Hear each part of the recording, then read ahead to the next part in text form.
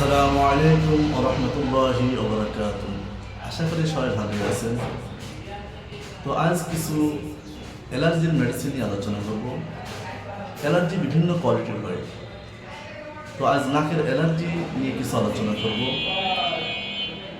নাকের অ্যালার্জি কিছু লক্ষণ আছে, যেমন নাক বন্ধ হয়ে যাওয়া, নাক দিয়ে অনবরত পানি পড়া, পানি ঝরা, ঘ্রাণ শক্তি কমে যাওয়া, নাক চুলকানো, বারবার পর্যায়ক্রমে হাসি হওয়া।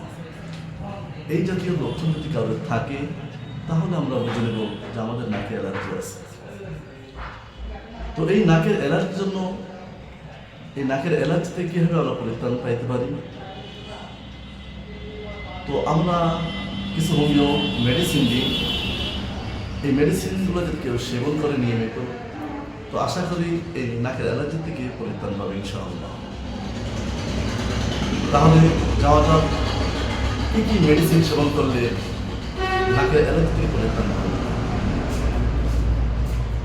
আমরা প্রথমত সালফার নামক যে মেডিসিনটা আছে, এই মেডিসিনটা 200 শক্তিতে আমরা ব্যবহার করব।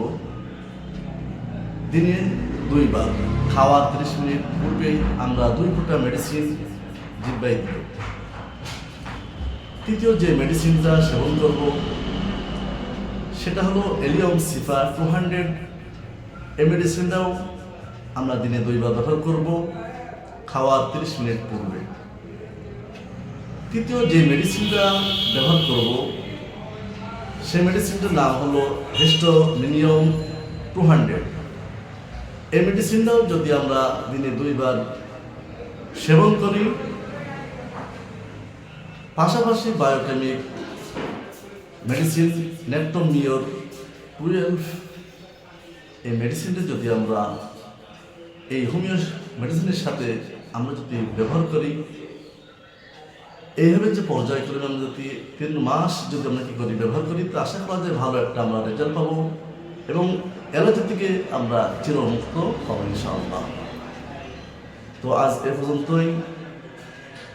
আবার পরবর্তী কোনো এক ভিডিও দেখাবে ইনশাআল্লাহ। আসসালামু আলাইকুম ওয়া রাহমাতুল্লাহি ওয়া বারাকাতুহু।